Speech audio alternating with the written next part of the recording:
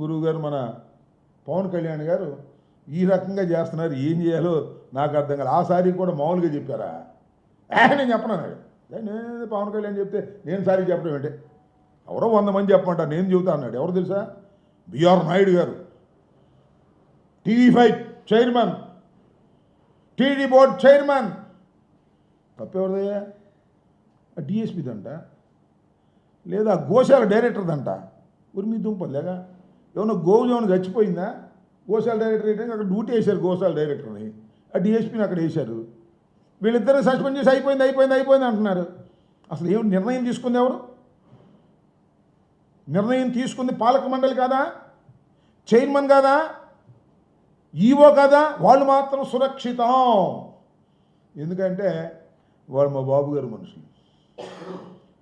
ఆ వెంకన్న చౌదరి గారు ఉన్నాడు, ఆయన మా బాబు గారు మనిషి. మా బిఆర్ నాయుడు గారు మా బాబు గారు మనిషి. అందువల్ల వాళ్ళ మీద ఏం యాక్షన్ ఉండదు.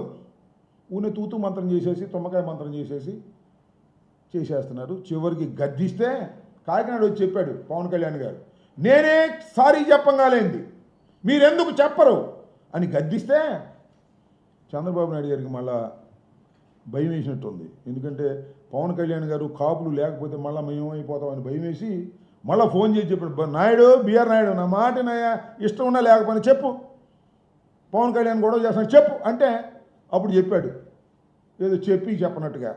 ఈ రకంగా ఆ కార్యక్రమం జరుగుతూ ఉంది. నేను డిప్యూటీ సీఎం గారిని ఒకటి అడుగుతా ఉన్నా, మొన్న ఏదో చెప్తున్నాను నిన్న అనుకుంటా. సిమెంట్ రోడ్లు వేశారంట ఊళ్ళల్లో బ్రహ్మాండంగా, గ్రామాల్లో.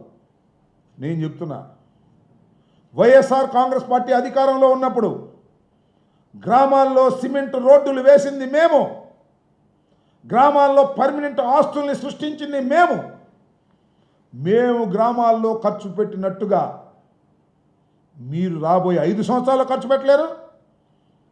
చంద్రబాబు నాయుడు గారు 14 నుంచి 19 వరకు అధికారంలో ఉన్నప్పుడు ఖర్చు పెట్టింది కూడా ఖర్చు పెట్టలేరు. ఉమ్మడి రాష్ట్రంలో నేను సవాల్ చేస్తున్నా, ఉమ్మడి రాష్ట్రంలో కూడా గ్రామాల్లో ఇంత స్థాయిలో ఖర్చు పెట్టినటువంటి డబ్బుల్ని వైఎస్ఆర్ కాంగ్రెస్ పార్టీ అధికారంలో ఉన్నప్పుడు జగన్మోహన్ రెడ్డి గారు ఖర్చు పెట్టాడు.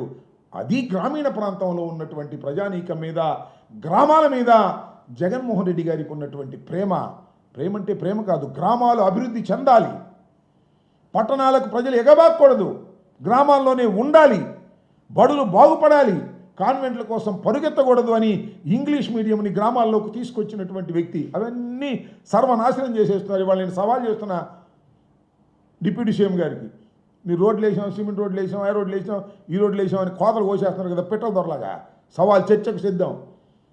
మేము 5 సంవత్సరాల పాటు చేసినటువంటి కార్యక్రమాలు మీరు చేయలేదు, మీ గురువు గారు చంద్రబాబు నాయుడు గారు చేయలేదు, అంతకుముందు ఉమ్మడి రాష్ట్రంలో కూడా ఇంత భారీ స్థాయిలో ఖర్చు పెట్టలేదని కూడా ఈ సందర్భంగా నేను మనవి చేస్తున్నాను.